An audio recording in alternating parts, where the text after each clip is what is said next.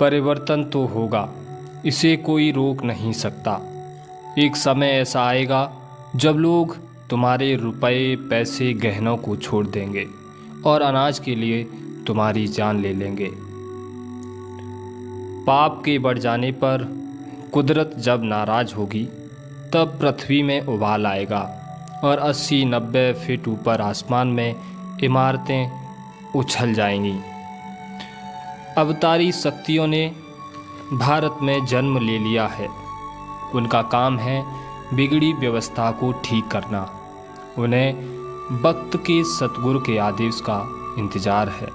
आदेश मिलने पर वो अपना काम शुरू कर देंगी, फिर परिवर्तन हो जाएगा। भारतवर्ष में महान आत्मा का जन्म हो चुका है। समय इतना खराब आ रहा है कि तुम इस बात को सोच भी नहीं सकते।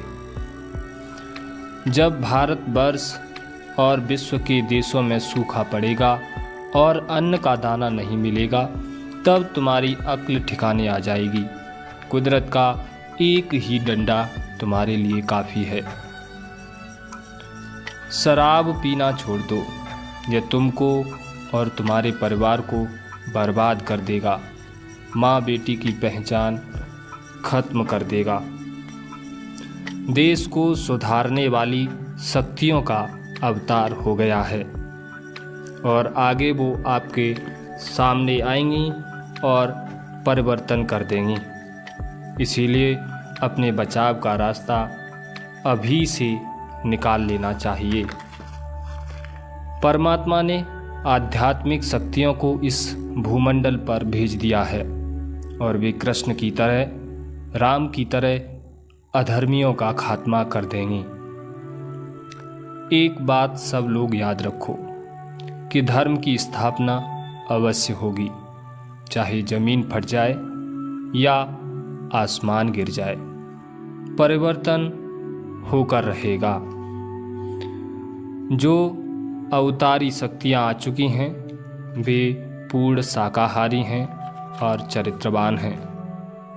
बहुत से बच्चे अपनी शिक्षा समाप्त कर चुके हैं और बहुत से अपनी शिक्षा समाप्त करके विद्यालयों से निकलने वाले हैं। कुछ दिनों में वो महान आत्मा इन बच्चों को संगठित कर लेगी। फिर वे बच्चे क्या काम करेंगे ये वक्त ही बताएगा। आगे विश्व भर में सूखा पड़ेगा। नदियों, नहरों, तालाबों में पानी नहीं रह जाएगा। बिजलियाँ नहीं बन सकेंगी। तमाम कारखाने बंद हो जाएंगे। देश में अन्न की भारी कमी होगी और सारे विश्व में सूखा पड़ने से हाहाकार मच जाएगा। दिल्ली से राजधानी हटकर 50 मील दूर जाएगी और महान आध्यात्मिक शक्तियों द्वारा उसका मुहूर्त होगा। सतयुग जिस दिन, जिस घड़ी अपनी सामग्रियों को लेकर प्रादुर्भाव करेगा, उस दिन 1000 गुना भारत में कार्यक्रम होगा। उस समय का दृश्य ऐसा होगा कि विश्व के मुल्कों के लोग उस स्थान पर चले जाएंगे उस दृश्य को देखने के लिए। सतयुग की स्थापना को सारा विश्व मानेगा। बहुत बड़े बड़े भूकंप आएंगे जिसकी अभी कोई कल्पना नहीं कर सकता। बड़ी बड़ी इमारतें गेंद की तरह आसमान में उछल जाएंगी। परिवर्तन तो ऐसा होगा कि लोग रात को सोएंगे और सुबह आदमी आदमी को ढूंढेगा।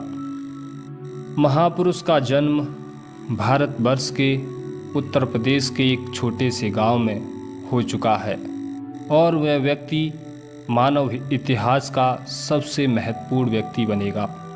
उसे जनता का इतना बड़ा समर्थन प्राप्त होगा कि आज तक किसी को नहीं मिला। वह महापुरुष नए सिरे से विधान को बनाएगा और वह विश्व के संपूर्ण देशों पर लागू किया जाएगा। उसका एक झंडा होगा, उसकी एक भाषा होगी। हिमालय पर्वत से एवं भारत भूमि से इतने हीरे जवाहरात निकलेंगे कि भारत की नारियां आभूषणों से लदी रहेंगी। वह अवतार जिसकी लोग प्रतीक्षा कर रहे हैं वह 20 वर्ष का हो चुका है। यदि उसका पता बता दूं तो लोग पीछे पड़ जाएंगे। अभी ऊपर से बताने का आदेश नहीं हो रहा है और मैं समय का इंतज़ार कर रहा हूँ और सभी महात्माओं ने समय का इंतज़ार किया है। समय आते ही आपको सब कुछ मालूम हो जाएगा। अब बच्चे जो शासन में आ रहे हैं वे बड़े त्यागी होंगे और न्याय करने में बड़े जालिम होंगे। न्याय के तख्त पर बैठकर वे अपने सगे संबंधियों को भी माफ़ नहीं करेंगे। इसीलिए आप समझ जाएं, आगाह करना मेरा काम है, मानना न मानना आपका काम। कलयुग में कलयुग जाएगा, कलयुग में सतयुग आएगा। भारत देश की गलियों में इंग्लैंड और अमेरिका जैसे देश के लोग नर नारी राम कृष्ण के भजन कीर्तन गाते नाचते नजर आएंगे।